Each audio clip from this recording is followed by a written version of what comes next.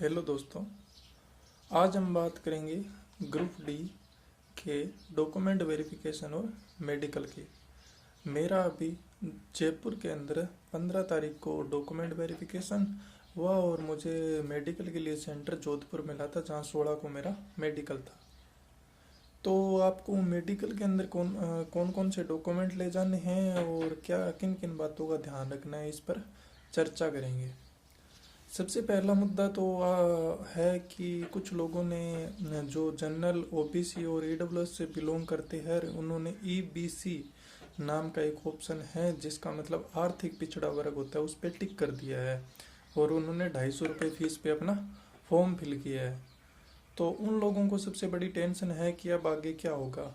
तो इसका सिंपल सा फंडा है कि आपको ईबीसी सर्टिफिकेट बनवाना है। रेलवे का नोटिफिकेशन उसमें एनेक्सेसर है, उसको डाउनलोड कर लो। ईबीसी का फॉर्मेट है, उस पर अपनी जनरल डिटेल भर के फ़ोटो लगा के और उसके बाद में तहसीलदार से साइन करवा लो। तहसीलदार साइन तभी करेगा जब आप अपने पापा का आय प्रमाण पत्र 50,000 से कम रुपए का बनवा लोगे। वो सिंपल प्रोसेस। आय प्रमाण पत्र 4 पेज का डाउनलोड करो, 2 टीचर के साइन और नोटेरी के साइन करवाओ, ईबीसी सर्टिफिकेट बन जाएगा। उसके बाद में सवाल आता है ओबीसी का।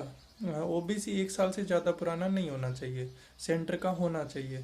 अगर नहीं है तो आप अनेक्सेसर बनवा सकते हो, एसडीएम के साइन होते हैं अनेक्सेसर पर। एससी एसटी के सर्टिफिकेट 3 साल से ज़्यादा पुराने नहीं होने चाहिए, अगर है तो आप अनेक्सेसर बनवा लीजिए।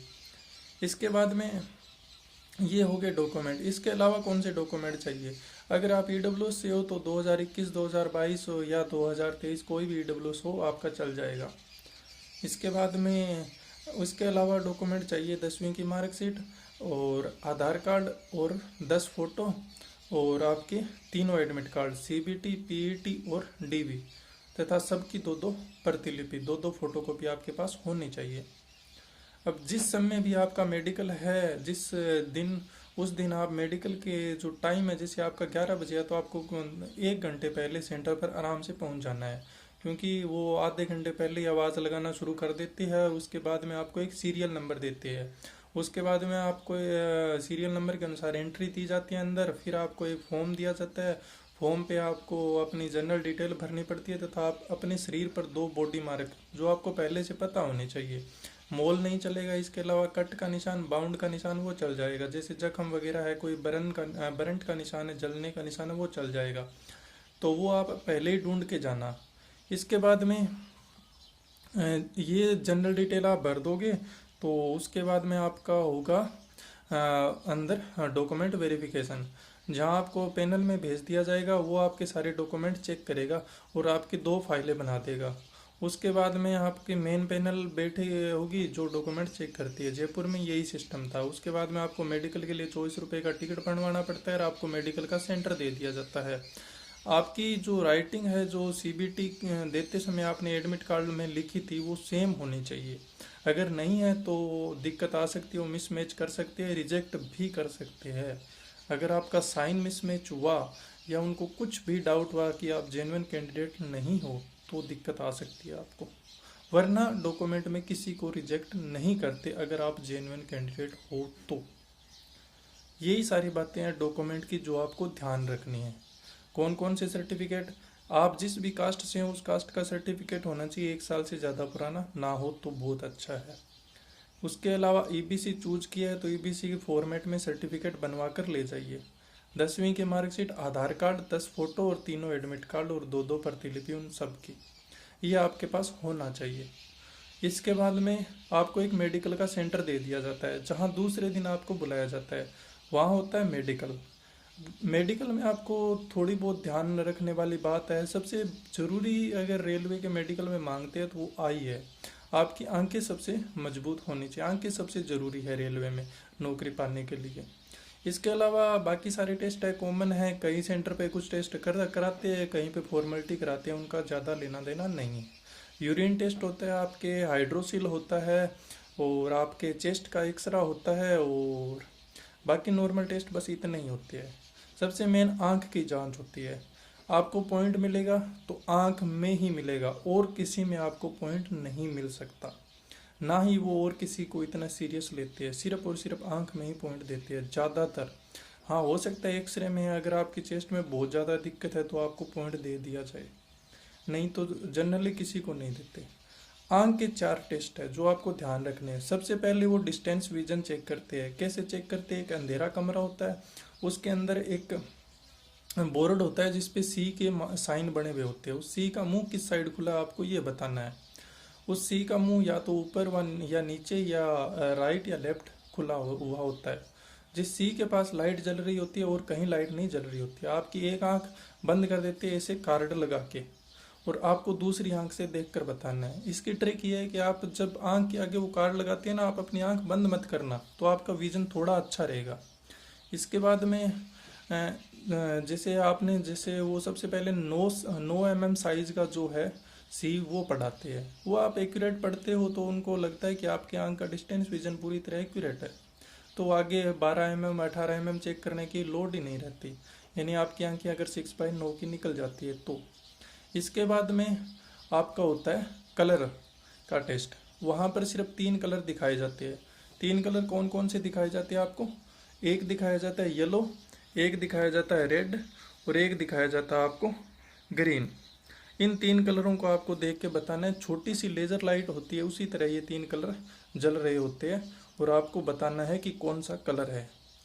ठीक है, ये भी उसी बंद कमरे में ये टेस्ट होता है। इसके बाद में आंख के 2 टेस्ट और बच जाते हैं। एक है कलर ब्लाइंडनेस। कलर ब्लाइंडनेस में आपको ECR की बुक है, उसमें शुरुआत में नंबर बने हुए होते हैं, बीच में कुछ निशान नहीं होता, खाली पेज होते हैं।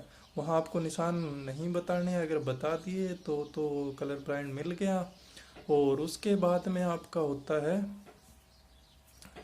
उसके बाद में जो लास्ट के पेज होते हैं उनमें निशान बने हुए होते हैं, उन निशान को थोड़ा ढंग से बताना। वो जो डॉक्टर होते हैं वो आपसे पूछते हैं कि ये निशान किस साइड बना हुआ है, कितना बना हुआ है, वो आपको वहाँ पर पेन चलाकर दिखाना पड़ता है कि इतना बना हुआ है। इसके बाद में ये हो गया कलर ब्लाइंडनेस का टेस्ट। और उसके बाद में आंखों का टेस्ट होता है जो नियर विजन का होता है। एक छोटा सा पेज होता है, उस पर छोटे छोटे अक्षर लिखे हुए होते हैं, वो आपसे पढ़ा सकते हैं। वहाँ पर कुछ मार्क बने हो सकते हैं, डॉट बने हुए हो सकते हैं, कितने बने हुए वो पूछ सकते हैं। ये नियर विजन का टेस्ट है। और इसके बाद में आंखों का जो 5वां टेस्ट, जो टेस्ट नहीं है वो बस आंखों में स्पॉट वगैरह है, कोई लेंस लगा हुआ है, सर्जरी की हुई है, बस इतना चेक करते हैं। उसमें क्या होता है कि एक लाइट होती है जो हमारी आंखों में मारकर और लेंस से देखते हैं कि कोई स्पॉट तो नहीं बना हुआ, सर्जरी नहीं की हुई और लेंस नहीं लगा हुआ। आंखों के बस इतने ही टेस्ट है। अब इसमें पॉइंट कहाँ दे सकते हैं? अगर आप सी के निशान यानी डिस्टेंस विजन में दिक्कत है तो उनको लगेगा कि आपको चश्मा की ज़रूरत है। तो आपको आपका अगर पहले से चश्मा है तो बहुत बढ़िया बात, आप लेके जाइए और लिखवा के लेके जाइए अपने डॉक्टर से कि इतने नंबर का चश्मा है। फिर भी वो एक बार जनरली लेंस लगाकर चेक करेंगे कितने नंबर का है, अगर आप उससे अच्छी तरह से पढ़ पा रहे हो। 2 नंबर तक का चश्मा है तो A3 मेडिकल दिया जाता है, 2 से 4 नंबर तक का चश्मा है तो आपको B कैटेगरी का मेडिकल मिलता है, उससे ऊपर है तो C कैटेगरी का मेडिकल मिलता है। ठीक है। और अगर आप चश्मा नहीं लगा कर लेके जा रहे फिर भी नहीं पढ़ पा रहे तो उनको लगेगा कि आपको चश्मे की ज़रूरत है, फिर आपको लेंस के वाले के पास भेजा जाएगा। वहीं एक डॉक्टर होता है, वो लेंस लगा कर देखता है कि आपको कितने mm का चश्मा लगेगा, कितने साइज का, कितने डायोप्टर लेंस का चश्मा बनाना चाहिए आपको। तो वो लिख के दे देता है और आपको कहते हैं चश्मा बनवा के लाओ। उसके बाद में दोबारा आपसे पढ़वा कर देखते हैं। ठीक है, चश्मे वाला वो हो गया अगर आपको सी के निशान में दिक्कत है। इसके बाद में हो गया कलर ब्लाइंडनेस में पॉइंट मिल सकता है। अगर आपको कलर ब्लाइंडनेस है तो आपको पॉइंट मिलेगा और उसका कोई इलाज नहीं है तो मिलेगा, और आपको सी कैटेगरी का ही मेडिकल मिलेगा। फिर उसके बाद में पॉइंट मिल सकता है आपको अगर आपने सर्जरी कराई हुई है तो 1 साल से ज़्यादा पुरानी हो तो बहुत अच्छा है, आपके पास सर्टिफिकेट होना चाहिए कि आपकी सर्जरी 1 साल पहले की है। अगर सर्टिफिकेट नहीं है और उनको शक हो गया तो आपके साथ दिक्कत आ सकती है, क्योंकि उन्होंने स्पष्ट लिखा हुआ है नोटिफिकेशन में आपकी सर्जरी मेडिकल की तारीख से 1 साल पुरानी होनी चाहिए। और आंख में कोई स्पॉट नहीं होना चाहिए, अगर स्पॉट है तो भी पॉइंट दे सकते हैं। अब अगर मान लो आपको पॉइंट मिल गए तो क्या होता है, ये जनरली सबका यहाँ तक मेडिकल दोपहर तक सबका इतना हो जाता है। उसके बाद में क्या होता है, एक कमेटी बैठती है। कमेटी में क्या होती है, उनसे सीनियर डॉक्टर होते हैं, वो जिन जिन बच्चों को पॉइंट मिलते हैं उनको दोबारा बुलाते हैं और उनसे दोबारा जिस चीज़ के लिए पॉइंट मिला ना, जैसे नियर विजन के लिए, कलर ब्लाइंडनेस के लिए, दोबारा चेक करते हैं। अब आधे बच्चे उस कमेटी की वजह से पास हो जाते हैं, वहाँ पर ढंग से पढ़ने की वजह से, चश्मा लगाकर ढंग से पढ़ने की वजह से। अगर नहीं पढ़ पाते वहाँ भी, कमेटी के सामने भी, तो आपको एक बार रीमेडिकल और मिलता है। वहाँ भी नहीं पढ़ पाए, रीमेडिकल में आपको वही सेम चीज़ दोबारा पढ़ाई जाती है। फिर आप अगर पढ़ देते हो चश्मा लगा लगू के, तो आपको सी कैटेगरी का कुछ वगैरह यानी लो कैटेगरी का मेडिकल मिलेगा। जिनको पहले दिन घर भेजा जाता है, पहले ही दिन जो दोपहर तक मेडिकल क्लियर हो जाता है, कमेटी के पास वे नहीं बुलाया जाता, उन सबको A2 कैटेगरी का मेडिकल मिलता है। A2 से नीचे सब वालों को कैटेगरी कमेटी के पास बुलाया जाता है, उनको भी पास कर दिया जाता है। आधों को वो चश्मा लगाकर उनको B कैटेगरी का, A3 का मेडिकल दे देते हैं। जिनको री मेडिकल मिलता है बस उनको C कैटेगरी का मेडिकल मिलता है। ये होता है आपके मेडिकल में, और कुछ डाउट नहीं है। अगर आपको री मेडिकल के लिए बुलाया गया तो भी कोई टेंशन नहीं है। अगर आपको C कैटेगरी, B कैटेगरी कोई भी मेडिकल मिले, कोई टेंशन नहीं है। आपको D ग्रुप के अंदर जॉब कन्फर्म मिलेगी, क्योंकि उन्होंने 1 गुना बंदे ही बुलाए हैं।